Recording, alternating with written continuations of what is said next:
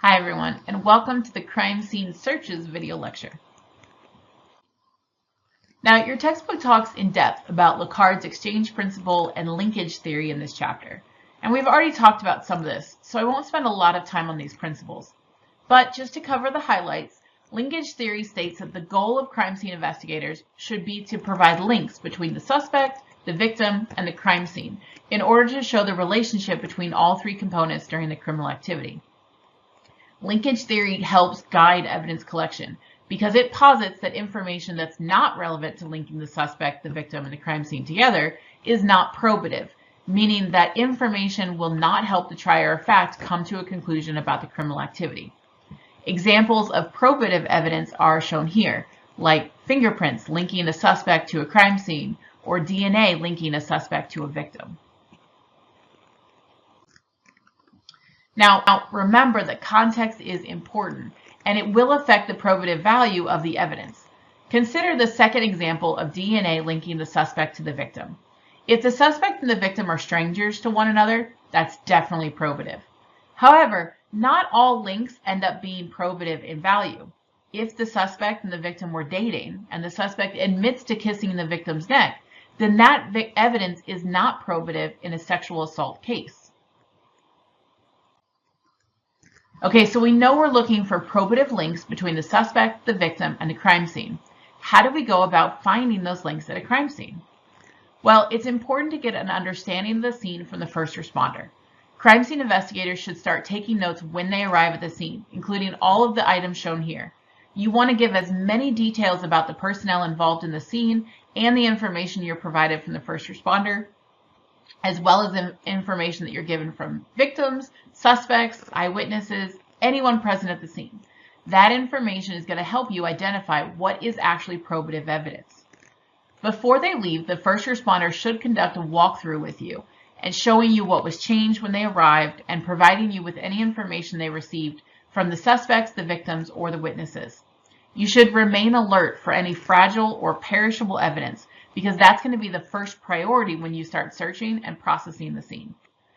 As your textbook states, you should be prepared to ask a lot of questions during the walkthrough to make sure that you have all the necessary information and to ensure that everyone is on the same page.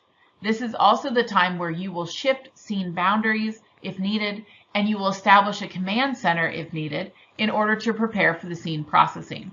Again, just be sure to document. It may be a while before you actually write up the report. So you want to make sure that you can remember everything that you did and heard, even if you write the report 3 months later. Now we'll discuss the different types of search patterns in a second video, but no matter what pattern you use, there are going to be a few important cautions to be aware of. First, it's important to be aware that you are damaging while you are searching. When you move in the scene, you're going to damage fragile evidence and you may introduce trace evidence yourself. If you believe that you'll be unable to disturb the evidence while walking through, consider photographing and sketching the scene as it is before actually moving into the area. After you've looked at the floor, look at the ceiling. There could be important evidence there like cast-off stains, and there may be potential hazards like things that are about to fall on your head. Finally, always make sure to look around at eye level as well to look for important evidence, hazards, or other concerns that are a little bit higher than the floor items. Second caution, once you begin your search, start from the least intrusive and progressively conduct more intrusive searching. The least intrusive type of searching is using your eyes with or without a flashlight. During this first minimally intrusive search, you're not going to move anything from its original location. Only document and record evidence that you can visually see. Once you start moving things, you are now altering the scene from its original condition. So you want to make sure you have sufficiently documented everything as it was originally found before you start doing that. After your visual search, now you can start moving things around, but again, take care to document everything that you alter. After this search, now you can begin with preliminary processing, like bloodstain pattern stringing, and then you can move on to more destructive processing, like latent fingerprint dusting and chemical enhancement for bloodstains. Finally, if necessary, save all scene destruction processing until after you've identified, documented, and collected everything of value in the original scene.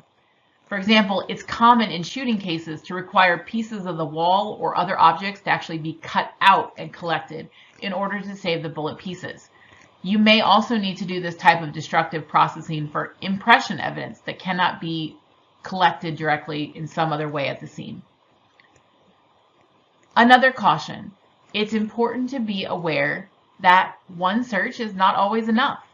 As the previous consideration illustrates, complex crime scenes may require multiple waves of searching and evidence collection. If you are searching with a partner, switch places so that you both double check each other's work. That way you can help ensure that nothing gets missed and left behind at the scene. Another thing to consider is the lighting, the terrain, and the weather conditions when you're conducting your crime scene search. Things like rough terrain, snow or rain, or nighttime searches can make it easier to miss evidence and to cause you to adjust your search techniques. As always, be sure to document whatever alterations you make to your procedure and explain why.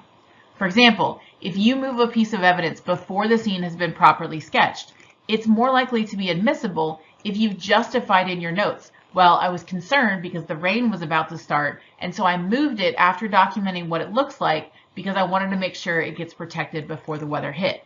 That makes more sense than just, I don't know, I moved it. I guess I moved it at some point. You don't want to do that on the stand.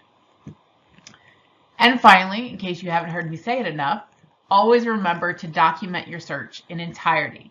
That means documenting the type of search pattern you used, the evidence you uncovered, the patterns that you went through, how many times you searched through, everything and anything you can think of about the search. It's always better to have more notes at the end that you don't need to actually put into a final report than to go, what did I do? I can't remember. I did something. Something happened. Why did I move that blood stain? That's not a good look.